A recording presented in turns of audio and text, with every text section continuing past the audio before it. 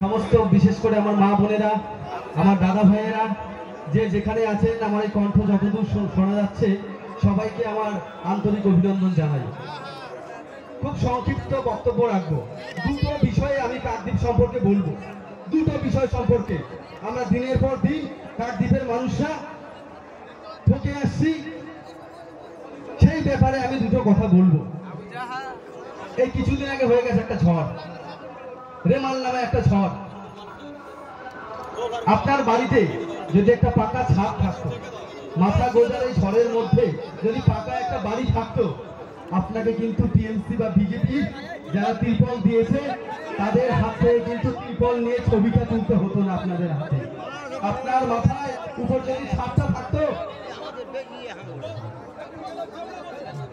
তবে কিন্তু এই বিজেপি আর টিএমসি ওদের কাছ থেকে কিন্তু ত্রিপল নিতে হতো না, আর ফেসবুক আর ইউটিউবের মধ্যে কিন্তু আপনার সেই ছবিটা চলে যেত না।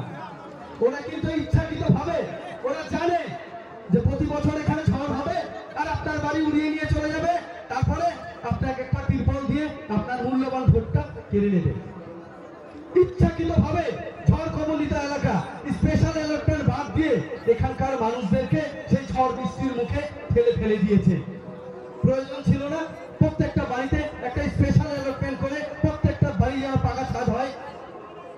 শুধু তাই নয়, এখানকার মানুষরা যারা চেন্নাই আছে, দিল্লি আছে, মুম্বাই আছে, যারা কাজের জন্য বাইরে চলে যাচ্ছে, সবাই আমাকে ফোন করে বলে, দাদা একটা কিছু করুন, আমরা বাড়ি ফিরতে পারছি না, আমাদের কাজ নেই, একটা ছোটখাটো কাজের ব্যবস্থা করুন। কর্মসংস্থান নেই, তাই এই রাজ্য ছেড়ে, এই জেলা ছেড়ে, এই কাকদ্বীপ বিধানসভা ছেড়ে ভিন রাজ্যে পাড়ি দিতে হচ্ছে। আর তার পরিণামে মিলছে আমাদের ছোট্ট একটা ভাতা। আপনাদেরকে বলতে চাই, আপনারা আজকে যে পরিস্থিতিতে আছেন, দরিদ্র সীমার নিচে যারা বসবাস করছেন, যাদের কাছে অন্ন নেই, বাসস্থান নেই, আপনার বাড়িতে ছোট ছেলে মেয়েটা রয়েছে, তাকে পর্যাপ্ত পরিমাণে খাবারটুকু আপনি দিতে পারছেন না, শিক্ষা দিতে পারছেন না, স্কুল প্রাঙ্গণে পাঠাতে পারছেন না। আমি এই কাকদ্বীপের মাটি থেকে বলছি, আপনারা এই মমতা বন্দ্যোপাধ্যায়ের লক্ষ্মী ভান্ডারের ভাতামুক্তি না হয়ে আপনারা আইএসএফকে ভোটটা দিন। আমি বলছি, আমি দায়িত্ব নিয়ে বলছি, আপনার বাড়িতে যে ছোট ছেলে মেয়েটা রয়েছে, যে মেয়েটা রয়েছে, যে ছেলেটা রয়েছে, তাকে স্কুলমুখী করার দায়িত্ব আমার। প্রত্যেক বাড়ি ছেলে মেয়েটাকে শিক্ষিত করার দায়িত্ব আমি আমার মাথার কাঁধে তুলে নিলাম। আমি বলছি, এখানকার লোকজন জীবনযাত্রা আমার খুবই নিম্নমানের। কারণ একটাই, জানেন কি, এখানে এলাকাবর্তীতে কোনো স্কুল নেই, কোনো কলেজ নেই, কোনো শিক্ষা প্রতিষ্ঠান নেই, শুধুমাত্র লক্ষ্মীর ভান্ডার দিয়ে ঝড় শেষে একটা ত্রিপল দিয়ে আপনাদেরকে শুধু একটা ভোট ব্যাংক বানিয়ে রেখেছে। এখানে যারা আছে, আমরা দাদা ভাইরা, মা বোনেরা, আপনারা জানেন আমাদের সব থেকে মূল্যবান জিনিস কোনটা? সব থেকে মূল্যবান জিনিস কোনটা? আপনার পাশে যে বসে আছে এই ছোট বাচ্চাটা, ছোট ছোট ছেলেটা, ছোট মেয়েটা, সবকিছু বাদ দিয়ে আমাদের সব যত পরিশ্রম করি, সব কিছুর মূলে কিন্তু আমাদের সেই ছোট ছোট সন্তানরা রয়েছে। তার জন্য সব থেকে বেশি চিন্তা হয়, তার জন্য সব থেকে বেশি চিন্তা হয় যে সে কি করে প্রতিষ্ঠিত হবে, তার কি করে জীবিকা নির্বাহ হবে, সে কি করে সমাজের মুখে সমাজে মাথা তুলে দাঁড়াবে। কিন্তু এই সরকার, এই টিএমসি সরকার, সঙ্গে সঙ্গে বিজেপি সরকার আপনার সেই ছোট বাচ্চাটার জন্য, ছোট ছেলে মেয়েটার জন্য কোন রকমের ভবিষ্যৎ পরিকল্পনা করেনি।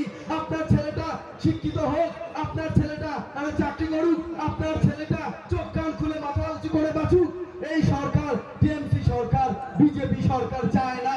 তাই দিনের পর দিন স্কুল বন্ধ করে দিচ্ছে, স্কুলগুলোতে দুর্নীতি করে সাদা খাতা জমা দেওয়া সেই টিচারদেরকে নিয়োগ করছে, যেন আমাদের এই গরিব ছেলে মেয়েরা শিক্ষা থেকে বঞ্চিত হয়। এক চরমে একটা ষড়যন্ত্র, বুঝে নিতে হবে। আমাদের কাছে সন্তর্পণে আমাদের কাছ থেকে শিক্ষাটাকে কেড়ে নিচ্ছে। তাই আমি এই কাকদ্বীপের মাটি থেকে বলছি, যে যেখানে আছেন, আমার এই কণ্ঠ শুনতে পাচ্ছেন, আমার মা বোনেরা, আমার দাদা ভাইয়েরা, সবাইকে আমি অনুরোধ করছি, একটা বার শুধুমাত্র আমাদেরকে সুযোগ দেবেন, একটা বার শুধুমাত্র খাম চিহ্নে ভোটটা দিয়ে আমাদেরকে ভরসা করবেন। আমি এখান থেকে বলছি, আপনাদের অন্য কিছু করতে পারবো কিনা জানি না, তবে আপনার বাড়ির ছেলেটা, আপনার বাড়ির মেয়েটা যেন শিক্ষিত হয়, তার দায়িত্ব আমি এখান থেকে বলছি। আমার বক্তব্য আমি আর দীর্ঘায়িত করবো না, এই বলে আমি আমার বক্তব্য শেষ করছি।